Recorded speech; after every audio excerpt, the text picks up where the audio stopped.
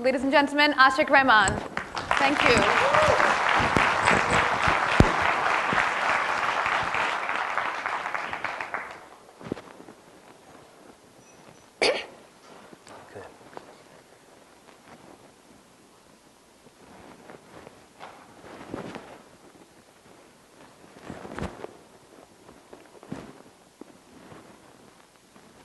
തീയിൽ കുരുത്തത് വെയിലത്ത് പാടില്ല. തീയിൽ കുരുത്തത് വെയിലത്ത് പാടില്ല. You don't get it.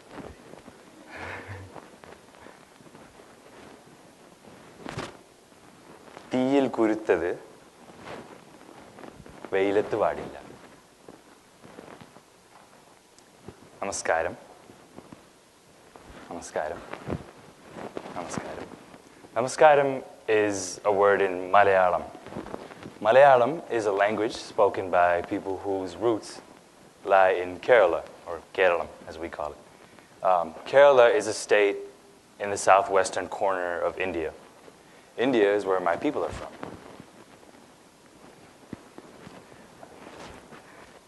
My people are from Kerala. We belong to Kerala. We are Kerala'd out all the way. Malayalam is our mother tongue, Matrabhasha. That's what we call it. Namaskaram. It's a greeting. It's a word in Malayalam that means welcome. So, namaskaram. Welcome. The proverb that I started with is one of the oldest proverbs we have in our language. We love our proverbs. I think every language, every speaker of a certain language holds on to proverbs very dearly because they mean a lot. They're cultural sort of reservoirs of wisdom, right? So what does that mean? You saw this. That was me striking a match. Something that is planted in the fire will not wilt in the sun. Wow. Sounds good. That's a very powerful sort of proverb, right? It means a lot, it carries a lot of meaning, very charged, sort of intense imagery. Fire, sun, planted, wilt.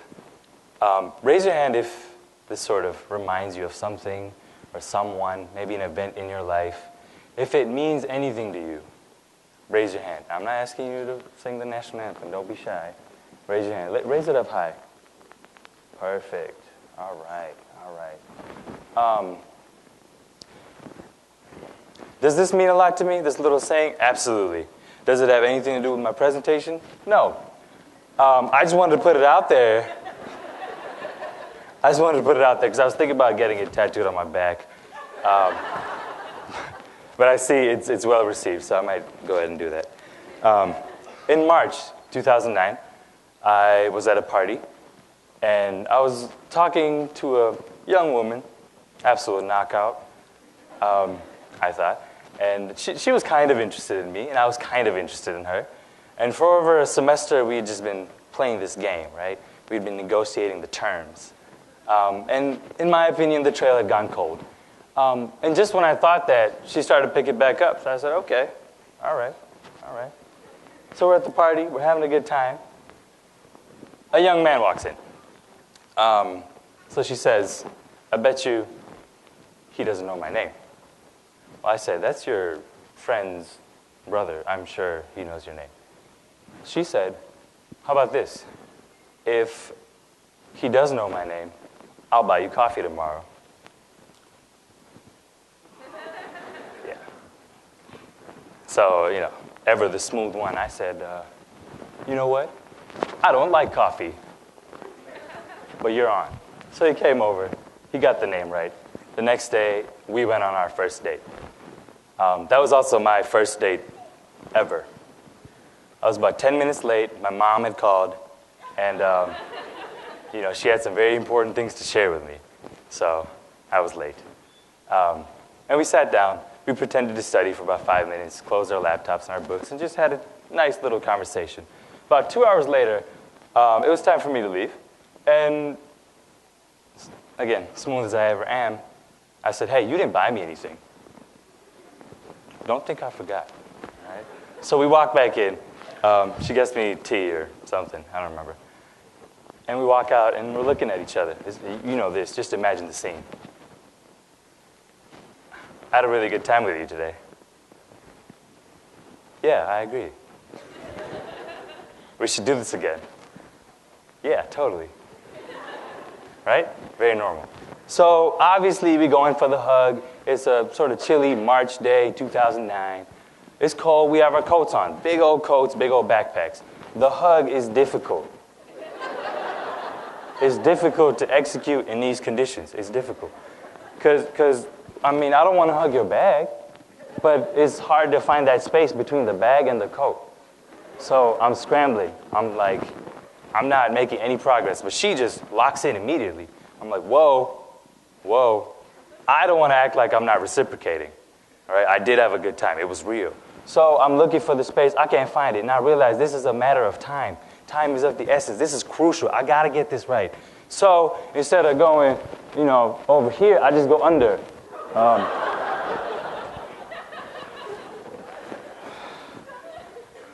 And so for about 3 seconds, and this is how long 3 seconds is.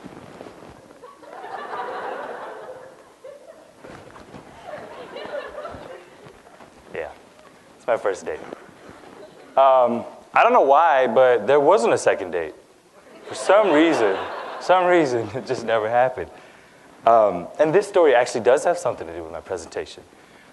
How is it possible that a young man of Indian origin has 2 hours worth of conversation with someone from Indiana? How does the Midwest connect with the Mideast and not run out of things to talk about? Right? Very disparate cultures, very, very, very different backgrounds. How does that happen? How does that work? Well, the story of that begins kind of earlier. In 1993,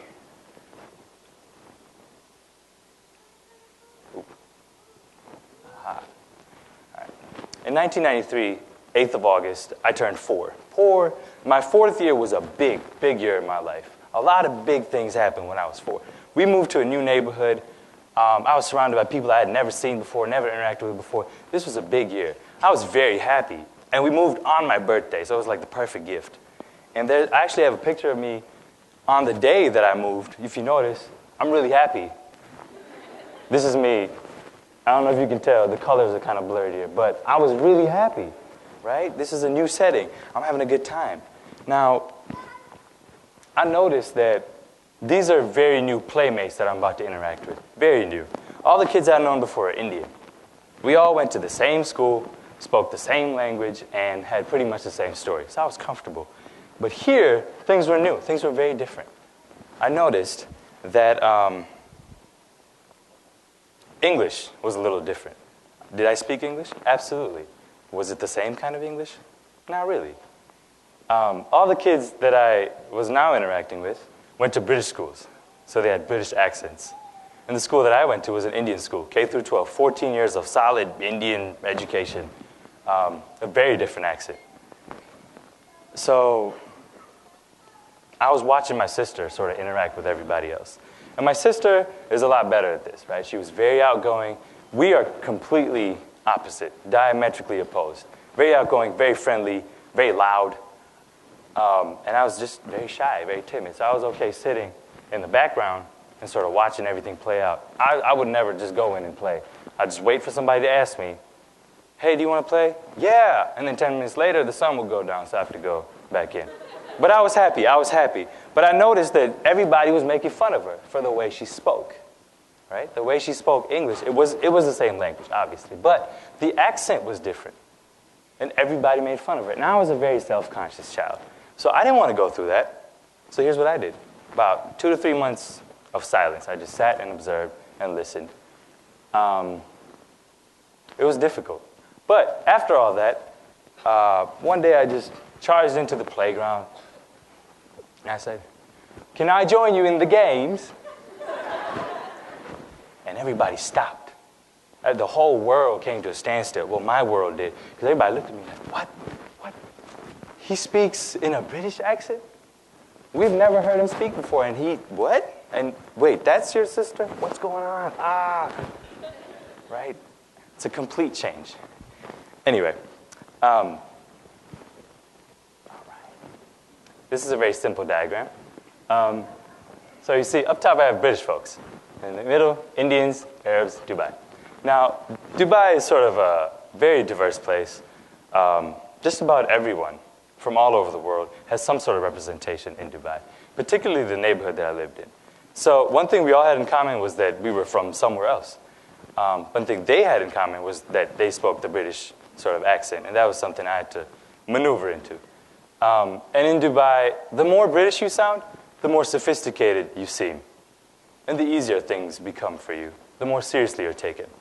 So once I realized that on the playground, and I sort of grew up in Dubai, I realized that the playground was kind of a microcosm. This is exactly how like society in Dubai would sort of play out. And if you didn't speak the British accent, but if you were Arab, that was okay. Because, well, it's their land. They get to speak however they want, and it's cool. So either speak British, English, or you speak English with sort of an Arabic accent, a little touch of Arabic. That's cool. Everything else in between, not really. Second rate. But over the years, I sort of learned how to do both and do all. And at school, I would have to switch. So I would go home, try something new. Go to school, try something new. It was very different. But this became like an everyday thing to me, every day. And at school, another thing that, another little diagram. Another thing that was kind of complicated was that there was a north-south divide. Indians, there's a lot of us, right? Over 1 billion. And then there's the diaspora. There's a very strong sort of separation between north and south. It's mostly because of British colonialism and where, you know, the cultural capitals and so on are located. There's a perception that South Indians are smarter, better at math. You know, yeah, thank you. You know, all kinds of perceptions. But I started to notice that these perceptions came with language. So I was identified by the way I spoke. And then when I would share that I was South Indian or from Kerala or just Indian, people were taken aback because they don't expect British English, or they don't expect such a quality of English to come from someone who looks like me or someone with my story. But you know, that was sort of the skill that I learned. I didn't know what I was doing. I just realized that I had to do it. And in school, that played out differently because most of my friends were North Indian, and every time we'd have a new visitor at school who was, you know, British or something, I would be the first one to say hello. And they would notice, man, wow, you talk different when you talk to them. I said, yeah, obviously, you know, because it seems we connect better when we speak similar. And I got accusations. You're fake. You know, you are a cultural traitor. You know, you're not proud of being Indian and so on. Right? Whatever. Anyway, so that sort of pulls in perceptions. So I wasn't really sure where to fit in with this little Venn diagram here, but I was fine. I made it. Right? I made it. On the 15th of August, 2007. I came to the United States, JFK International. I set foot and I was like, yes, America, I am here. Give me a Twinkie and give me some Burger King. Let me have it my way, right? I was happy. I was good. So I come to Michigan State, and the first few friends that I make are black. First, a lot of friends, like 20, 30 people. This was my crowd. These were like the people I hung out with consistently from 2007 until now. And I started to notice there's a very clear difference. Very clear difference. If you spent time with black people, or you are black, you'll know what I'm talking about. Or you've seen this before. Some people, to the untrained ear, I would think, it doesn't seem that different. It's slang or just something else. But if you study it, and a lot of research has been done about this, particularly here at Michigan State, the pioneer of Black English studies, research, and scholarship is a professor here, Dr. Smitherman. And there's an identified sort of structure that mirrors West African language, right? So if you look at the origin story of Black English, African American Vernacular English, all the different names it's called, it sort of has a lot of parallels with West African language, and it's far more consistent than Standard English. But perceptions come into play, right? When you hear that, what do you think? When you're in class, I mean, I see some of you laughing. I know what's going on. I know you've been there before, right? You're in class, and you hear someone speak, and you automatically assign values. Automatically assign values. It's so ingrained. But I noticed there were some similarities. Just the thing they were doing was the thing I was doing. I would have to switch accents. They would too, right? So I started to notice, hey, we have something in common, and Black English sounds a lot like Malayalam. Like yeah, believe it or not. You ever hear,